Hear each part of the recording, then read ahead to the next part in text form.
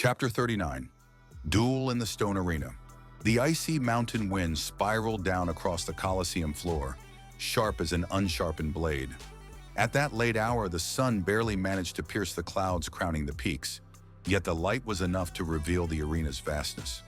The fighting ground formed a perfect circle, wide and imposing, built from gray stone blocks, polished by centuries of combat until they nearly reflected the sky. Tier upon tier of rock stands rows like a natural amphitheater, each one packed with dwarves. Men and women, young and old, warriors clad in heavy armor, and artisans with calloused hands alike. Some watched with contained excitement, others with doubt, and some with that ancient solemnity that surfaces only when a sacred tradition is about to unfold before living eyes. Durvak Thulnar was no mere duel. It was an echo of the past, a rite invoked only when the mountain itself seemed to hold its breath.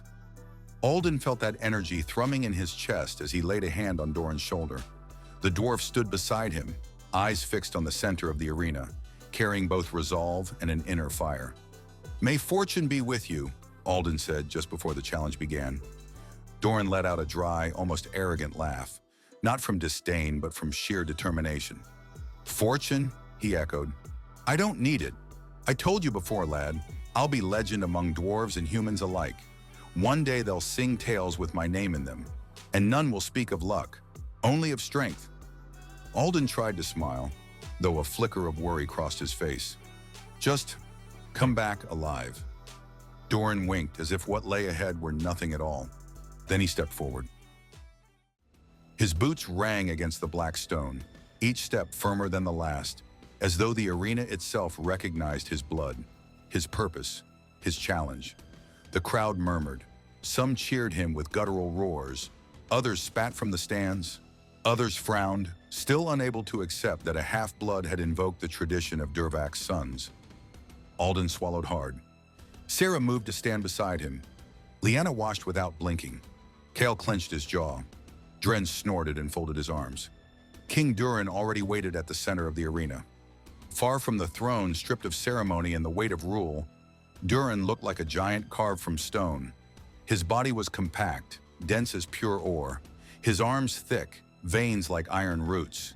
His gray beard streamed in the wind, and his eyes, dark and deep as mountain wells, locked onto Doran from the first instant. But the most imposing sight was the hammer. The weapon rested in the king's hands as though it were an extension of his own body. Enormous, square-headed, etched with dwarven runes along its sides, its haft wrapped in dark leather. It looked far too heavy for any other dwarf, perhaps even for two. Yet Duran held it as if it were nothing more than a training mallet. Doran drew his axe. The blade caught a spark of light before vanishing back into shadow. A royal counselor stepped forward between the two warriors. He raised his hands, his voice booming through the arena. "By the ancient tradition of Durvak Thulnar, today stand in combat King Duran Hramson of Tharzul, chosen of the mountain, and Doran, son of Thurin, bearer of the blood of King Durvak. Upon whom the ancestors' favor rests shall be victorious. The one who prevails may demand of the other a single, irrevocable wish." The crowd roared as one. The counselor had barely cleared the field when the duel began. The king moved first. The hammer fell in a perfect arc, almost elegant, but with the force of an earthquake. Doran leapt back, yet the shock wave still struck him. The ground trembled, dust erupted, and a thunderous echo rolled through the arena. A chill ran down Alden's spine. Cale ground his teeth. Lyanna gasped softly. Selenia did not move. Doran landed on one knee, sliding his foot to keep his balance. He rose quickly, as he had trained his entire life to do, but surprise flashed in his eyes. That blow could have killed him outright. Still, he did not retreat. Doran surged forward, swinging his axe at the king's flank. Duran twisted the hammer with insulting ease, knocking the blade aside as if it were a dry branch. The impact shuddered up Doran's arm and into his shoulder, and he felt the dwarven strength, his father's strength, the strength he had never inherited, resonate like a ghost of what might have been. Another strike from the king, this one diagonal, faster, sharper. Doran threw himself aside, rolled across the stone, and came up with a strained breath. He barely had time to raise his weapon before the king charged again. Doran lifted his axe to block, and the impact was so brutal that the blade exploded. It did not crack, it did not splinter. It burst apart as though struck by lightning. The fragments gleamed for an instant in the air before clattering to the ground at their feet. A unified murmur rose from the stands.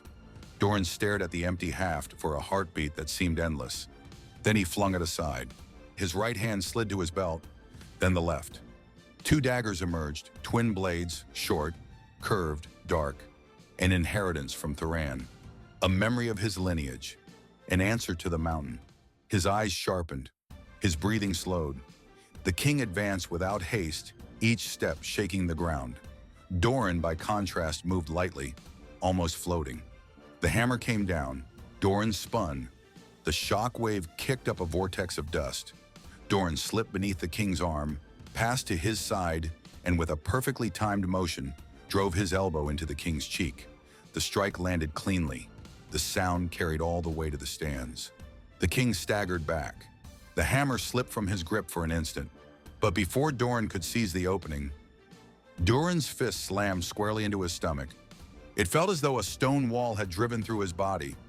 Doran was hurled away, rolling across the arena, unable to breathe. The world blurred, sharp, distant, unreal.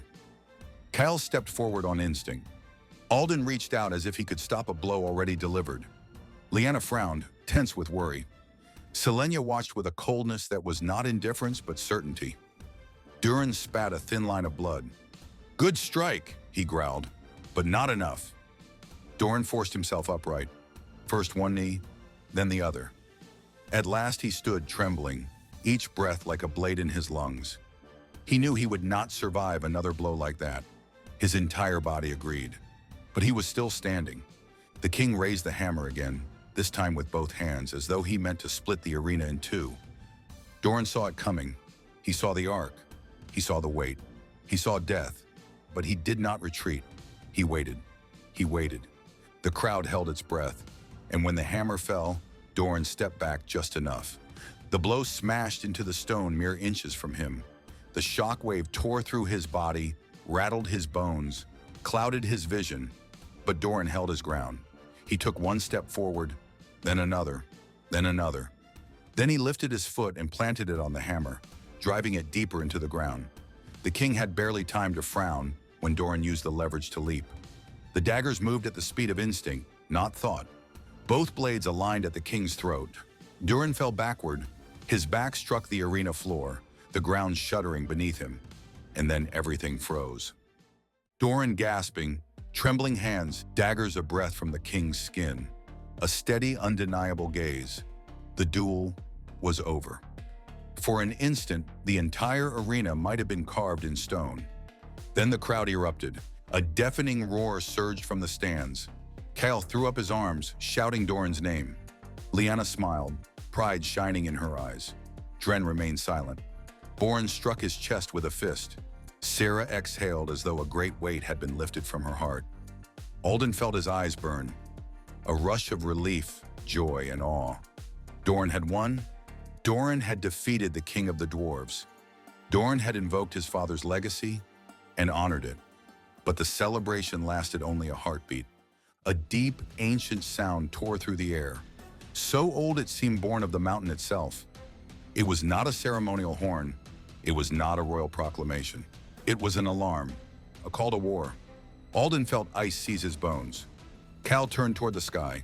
Lyanna raised her hawk, its wings beating restlessly. Sarah's hand went to her sword. Even Duran, still on the ground, hardened his expression. The screams came seconds later. Dark, inhuman, unnatural. Alden looked up, and there they were. A swarm of black creatures descended from the clouds like a living storm. Twisted humanoid forms with bat-like wings, claws on hands and feet, hollow eyes and gaping mouths that screamed as if tearing the night itself apart. Dozens, dozens of them. A plague of living shadow. King Duran rose slowly, hammer still in hand. "Varogs," he said, his voice weighted with a gravity none had ever heard from him before. And the sky darkened over Tharzul,